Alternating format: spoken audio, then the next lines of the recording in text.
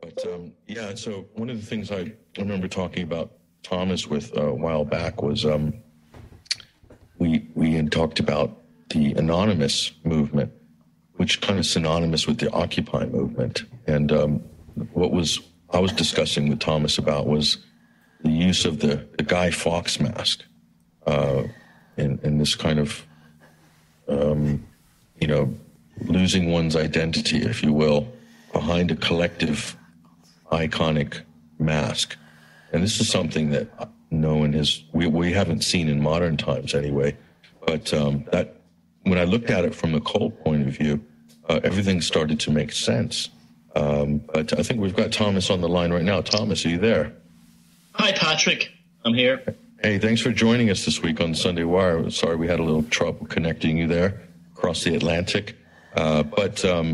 Yeah, Thomas, we're talking about the age of cults this week. And we discussed we dropped a few names, and I had talked about Anonymous and the Guy Fawkes mask.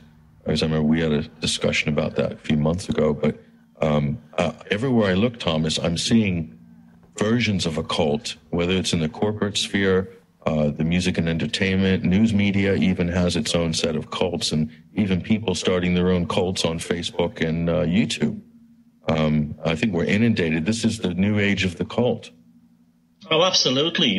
It's been spun off in many ways from the celebrity worship that we've been given for the last 100 years, beginning with Rudolph Valentino. But this is a natural progression. The constant fusing of the sort of Hollywood star power has become the missing link that has filled in the gap from religion. But stars now extend not only to people who are in movies or make pop records, but also people who even have like a message or a news or even an idea or a process. And I just got the last 15 minutes of this broadcast before I came on, and I'm delighted you're tackling this subject in your usual eloquent way, because I feel this is a vital, vital subject, especially for people in this alternative movement, because it has become a huge problem here too. You've already mentioned Anonymous. My first inkling of there was cult infiltration and basically a cult desire or need within this movement was about 4 years ago. I made a video about the Venus Project and the Zeitgeist movement. And it was I didn't mention anything that it was a cult so much. I just spoke about my perceived flaws in the idea behind the Zeitgeist movement. I was attacked in a very personal and very direct way by people who were just repeating the same mantra. At the same time, I was bringing out my first book, Puzzling People and Psychopaths, and I was noticing this strange similarity between people who are in psychopathic relationships, whether it be a romantic one or working for a psychopathic boss or politician, and cult members. They seem to have been affected the same way. And I took a look at the Zeitgeist people, and I found there were certain, and I'm not saying they're all cult members, but there was certain aspects of their behavior which was very telling. I think one of the most indicative markers of someone who's under cult mind control, and this could be corporate, political, an alternative news site, whatever, is when you put up challenges to their belief package that are actually plausible and do point out glaring faults, rather than admitting that there's faults exist, what they will say is very often is, well, if you have something better to offer, why don't you do it? What this says about these people is that what they're really obsessed with is a need for an absolute dogma. They don't care what the dogma is. They do not care what the dogma is. They have to have an answer. And the answer is always delivered by, in a cult situation, a psychopathic leader. Because a psychopathic leader knows these people are on a lost mission to find some kind of basis to ground themselves within this reality. They may have had problems in their past. They may have come out of poor relationships. They may have had financial problems or very serious life interruptions. These people desperately want something to believe in, something that's absolute and has no variables to it. The cult leader provides it, and this is why they say things like, can you provide something better? Because they don't care what it is. What they need is something for them to pin their hopes, the desires, and beliefs on. And I'm seeing more and more of this kind of thing in this alternative movement, where people are being told, this is the absolute truth, you must follow this path, and this will get you out of the mess, this will solve all the problems. The last thing they want, and this is why I believe many of these cults, in fact, I would say all of these cults within the alternative movement are actually funded, or at least encouraged, should we say, distillated, fed by the intelligence services, is the fact that they do not want any kind of grey thinking. My attitude towards this truth alternative movement is it's a journey along the way. There's no absolute destination, and you look for nuggets of truth and realities as they develop, and be prepared to understand that you went down the wrong path for a while and you may have fallen for something that wasn't true. That's okay. That's a learning process. That kind of mindset is very dangerous to governments and corporations. They do not like flexible, grey area folks. What they want is absolute dogmatic followers, and that's why the alternative movement is being flooded with cults right now. I'm so glad that you mentioned the Zeitgeist movement, made famous by the film Zeitgeist. It was an internet sensation who was launched, we're told anyway, by this chap named Peter Joseph, which isn't actually his real name. I'm not sure what his real name is, but I'd run into people because of the material that I'm publishing and writing about, and I run into people who aren't, reading alternative websites, but they've seen Zeitgeist. And so for them, it's sort of all questions begin and they end with Zeitgeist. So there's no more need for any more discussion. And then you have this chap at the end of Zeitgeist with the black turtleneck, sort of classic kind of almost Dr. No character named Jacques Fresco, who has all the answers at the end of the film, which is this new utopia where there's no money and you don't have to do any work, and it's all fantastic, and monorails running in and out of places, and everything's free, and it's all green and sustainable, and there's no global warming. If you adopt this ideology, this vision of the future, then you'll be saved. You'll get salvation from all the things that threaten man today. That's the way I read Zeitgeist.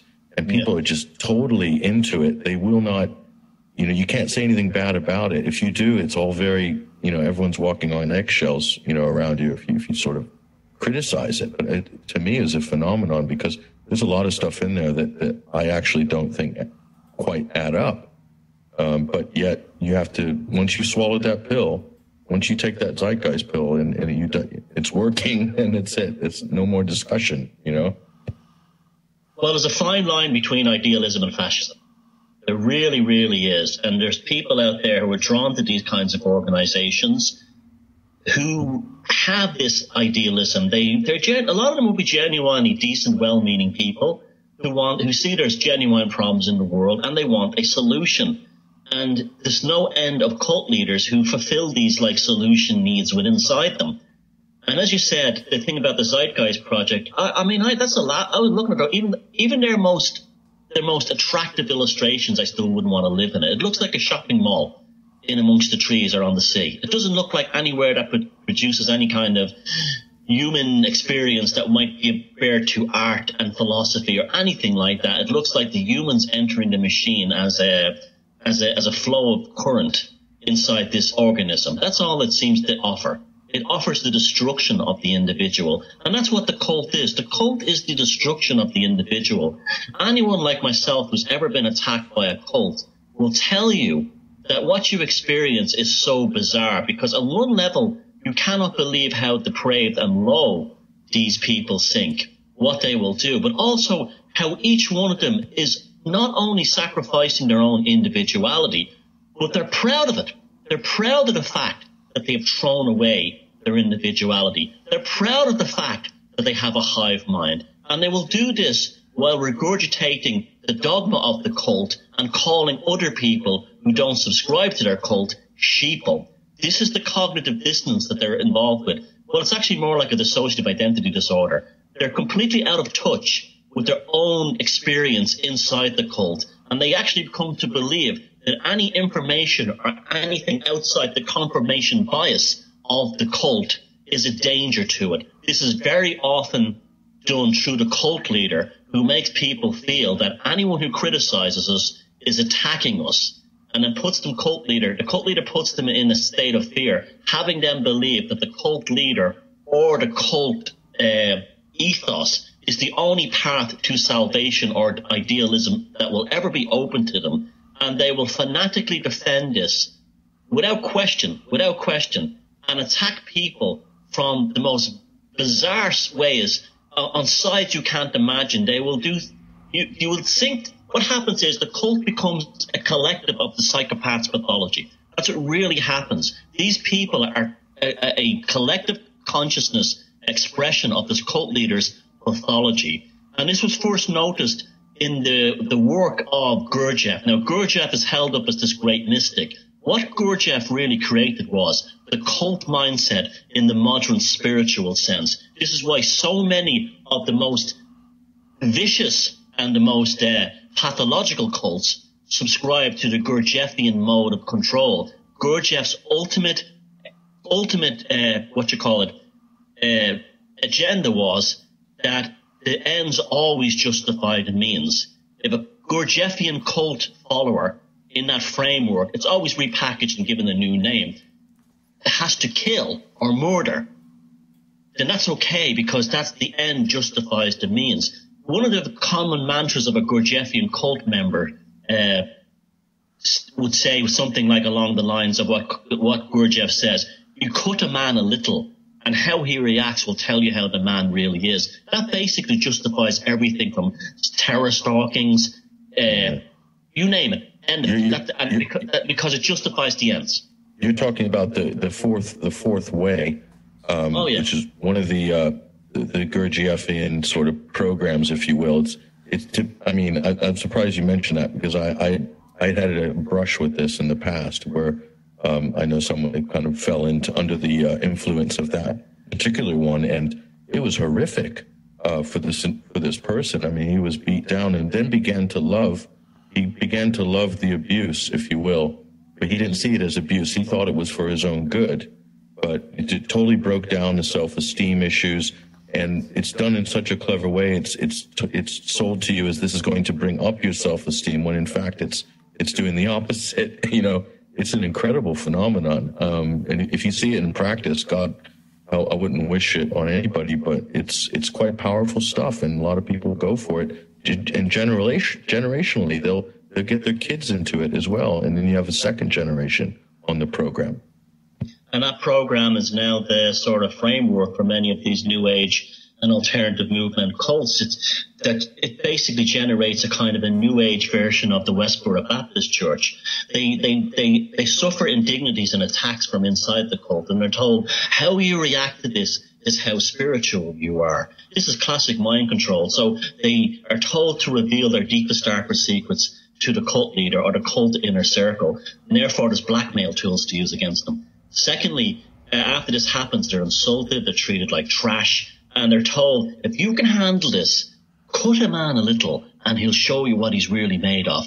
That you're more spiritual. So the more abuse you get, the more spiritual you get. The more humiliated you are, the more spiritual you are. The less you stand up for yourself, the more spiritual you are. And then the Gurdjieffian cult member, when they're completely programmed, then reverse that around and believe that they have to do that to the human race or anyone else as a whole.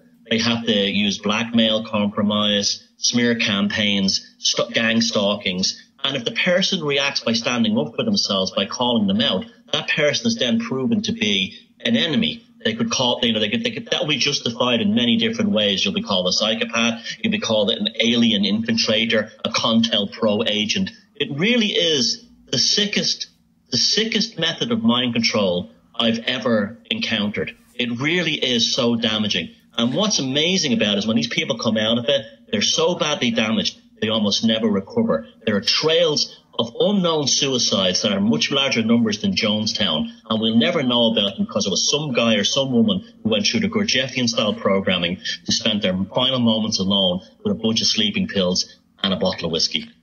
I mean, and we see this in the alternative media. There's cults formed around people. We might discuss that in the next segment with Basil Valentine. But it's incredible if you question any of the logic or the sort of psychological blackmail for donations or something like this that's coming from any of these people that are acting like cult leaders, the crowd, the membership will just come and converge on you and start, trying to beat you down, and with all the things that you just mentioned earlier. And it's more and more, we're seeing more and more of this, and I definitely think it's important to call it out, because I don't see this as something that's going away. I think it's increasing by the day, and we're going to keep an eye out for it. I mean, we only got you for a short segment, Thomas, and I want to get you back on this subject, actually, to have a proper deep discussion on this in the coming weeks, if you're available. Oh, definitely, Patrick. And thank you so much for bringing this up. And you brought it up on Red Ice there a few weeks back. This is a big issue, and folks, we have to be on our guard, because these bloodsuckers are out there ready to take your idealism or your need for truth and turn it into something that will ultimately destroy you. That's Thomas Sheridan, ladies and gentlemen. Visit his blog at thomassheridanblogspot.com, and you can see his work and his art and his writings. Thank you very much for joining us this week. Good night, Patrick. Thank you. Thanks, Thomas. We'll be back after the break with Basil Valentine to go very, very deep into the subject. Get ready. You should be. Log on to get the... And then we go up to the... Cloning stems from minister that there are ETs in the Pentagon. And cloning stems from Our teacher. cloning stems from